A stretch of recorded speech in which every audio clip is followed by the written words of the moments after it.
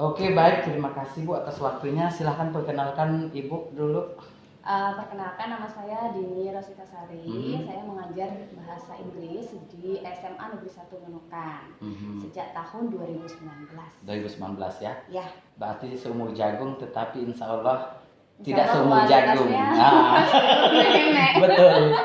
Jadi gini Bu, kan sekolah SMA Negeri 1 kan sudah menerapkan kurikulum merdeka nih dari sejak tahun lalu gitu kan, ya angkatan pertama. Nah, menurut pandangan Ibu terkait dengan kurikulum merdeka dibanding dengan kurikulum yang sebelumnya di kelas khususnya bahasa Inggris, bagaimana pandangan Ibu? Baik, kalau dari sisi saya sebagai guru bahasa Inggris, ini kurikulum merdeka memberi saya kemerdekaan untuk eksplorasi materi. Jadi karena tidak ada di situ dituliskan harus menghabiskan materi yang tertulis di kurikulum, kami jadi benar-benar tidak takut untuk mendalami satu materi, karena kami ingin anak-anak itu kan lebih mendapat pengetahuan yang mendalam daripada hanya melebar ya Pak ya. Betul. Jadi ternyata karena tidak ada ketakutan untuk gak apa-apa nggak selesai materinya, nggak sesuai yang di kurikulum, itu jadi lebih bebas eksplor di kelasnya. Ya? Jadi nggak terkejar-kejar oleh materi yang padat, tapi lebih ke proses. Jadi benar-benar fokus ke proses pembelajaran. Jadi enak sih Pak kalau kurikulum merdeka untuk bahasa Inggris sekarang. Saya benar-benar eksplor materi apa ya, metode ngajar saya untuk memberikan aktivitas yang beragam tanpa takut selesai atau enggak nanti ini di akhir, nggak terkejar-kejar, perasaan itu yang bikin enak. Oh, berarti istilahnya tidak ada kekhawatiran, jadi plong saja, pokoknya yang penting ini harus tuntas, kalau tidak tuntas pokoknya tidak berhenti ya gitu. Iya, sama ini apa yang karena sekarang kan kalau kita lebih ke formatif ya ditekankan, itu juga berpengaruh loh. Karena kalau dulu kan kami takutnya itu apa namanya, nilai. Jadi anak-anak kalau nilainya jelek gimana nih? Jadi ini orientasinya nilai aja. Akhirnya pembelajaran itu kami pun orientasinya nilai juga. Nah, kayak merasa, aduh kok jelek ya, ayo kalian harus belajar lagi. Nah, ternyata karena sekarang di kurikulum merdeka itu diajak untuk anak-anak lebih reflektif, formatif. Nah, kami jadinya bebas juga nih, ngerasa nggak takut juga kalau anak-anak dapat nilai jelek. Kami kayak ngerasa, oh berarti kalian kemampuannya anak-anakku ini masih segini ya. Ya udah nggak apa-apa. Jadi kami lebih nerima mereka apa adanya gitu. Lebih menerima mereka adanya dan juga insya Allah nilainya juga tidak dimaaf istilahnya ya. Nggak takut kan kami. Betul. Kalau dulu kan takut, jadi dicap jelek, gagal juga gurunya. Ya, gurunya gagal. Kalau sekarang lebih ke disuruh orientasi proses sama kurikulum merdeka, jadi fokus saya itu ke proses belajar. Bagaimana proses sumatif itu ya itu hanya mencerminkan kondisi mereka, berarti bukan berarti mereka gagal kalau nilai jelek kan Pak. Betul. Jadi saya senang sih kayak bebas gitu.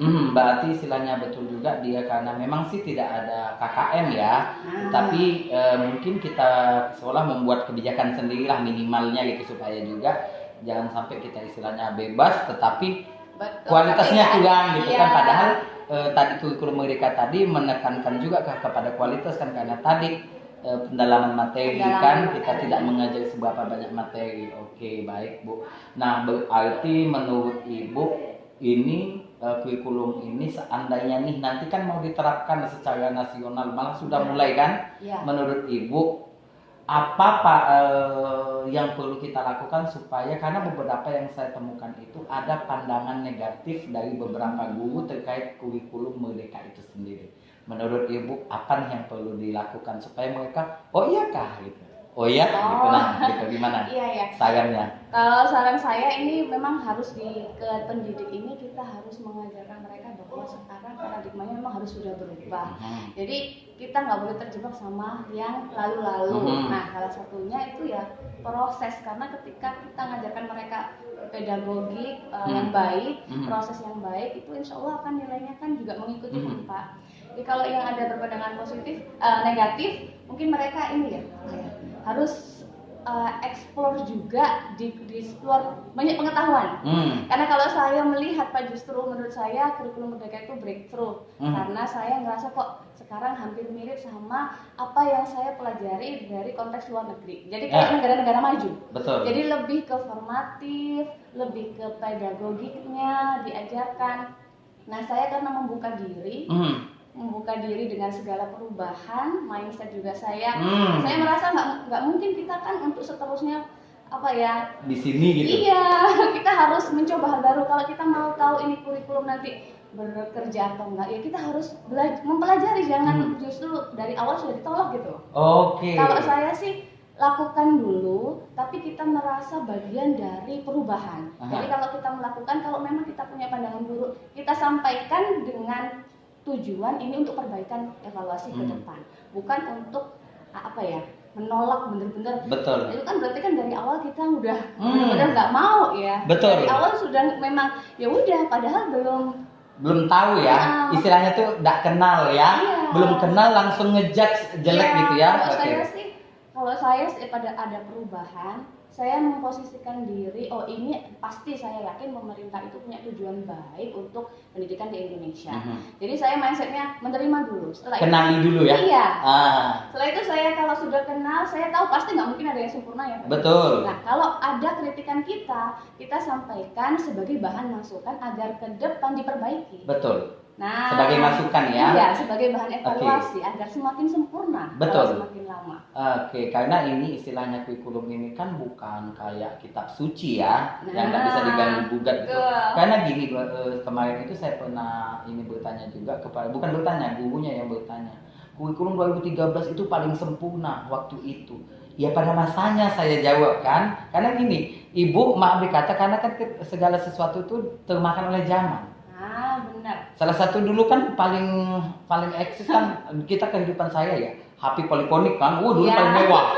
Nah coba sekarang, kalau kita tidak mau membuka diri, maka kita kalau mau menghubungi orang itu harus pakai sambungan internasional dan juga cuma suara dan lain sebagainya. Itu ya lebih kurang istilahnya. Berarti pesan kepada ibu untuk yang bapak ibu guru lain, bahwasannya jangan langsung menjustifikasi sesuatu, tetapi kenali dulu, pahami. Kan diri kita bagian dari perubahan itu sendiri. Kita punya andil. Jadi bukan untuk menjadi musuh kan Pak. Betul. Hal baru datang bukan berarti dia jadi musuh kita. Betul, bukan menggeser kita ya. Benar. Tetapi justru ini kesempatan kita, kenapa enggak? Iya, gitu? untuk perbaikan.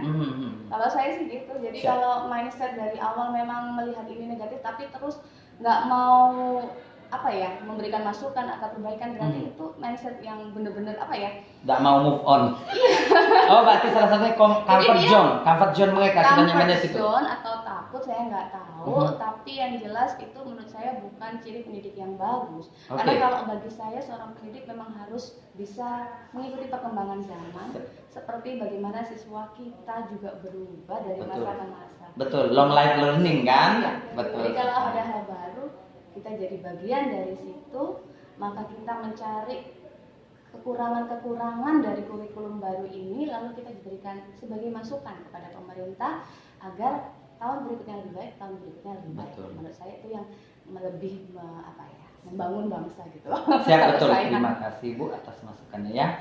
Berarti yang pertama tuh mindsetnya Bapak Ibu guru dulu, terus kedua dicoba dulu istilahnya. Yang terlihat tidak enak belum tentu tidak enak ya. Itu. Kalaupun ada yang nggak enak dicatat. Betul. Di mananya gitu ya. Oke.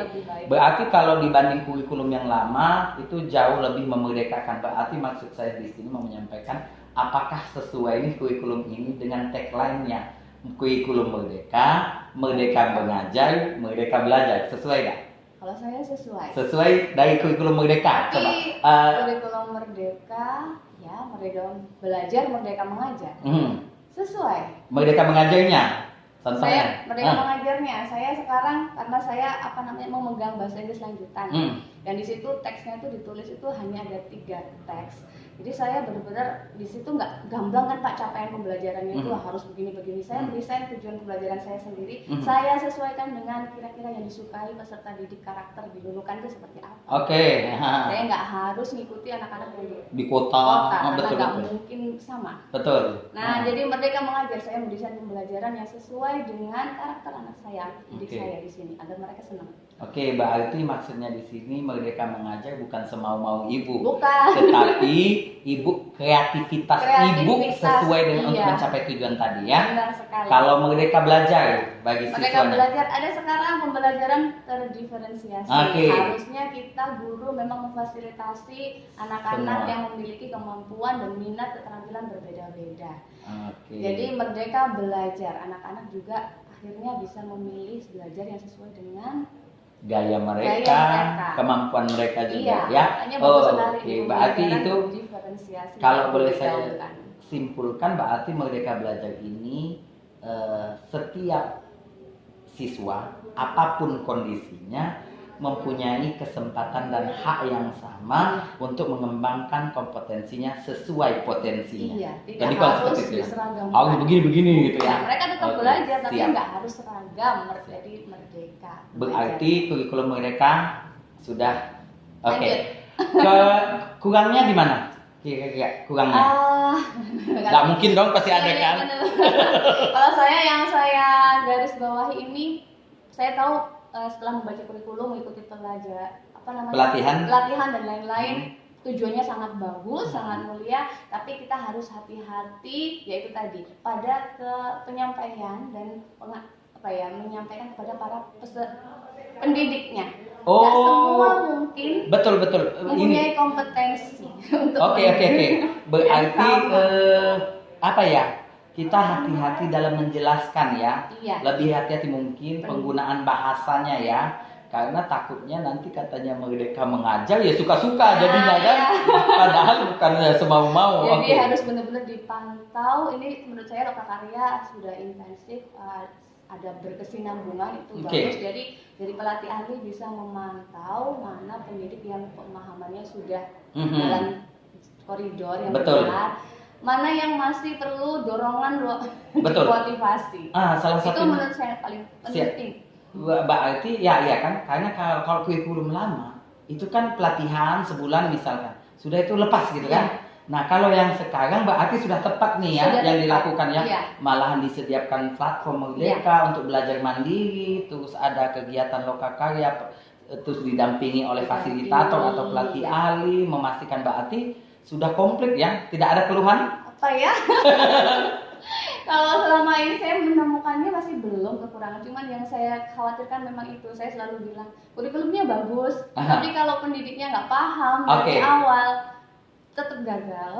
Siap. Jadi memang PR besarnya itu di menyampaikan SDM-nya. Iya, di SDM. SDM-nya berarti Bapak Ibu semua pendidik pesan dari Bu Dini itu SDM. Jadi segala sesuatu mau itu bagus atau baik itu tergantung dari mindset kita. SDM. Oke, terima kasih Bu atas waktunya dan juga view-nya terkait dengan kurikulum Merdeka. Semoga tidak terjadi lagi kesalahpahaman atau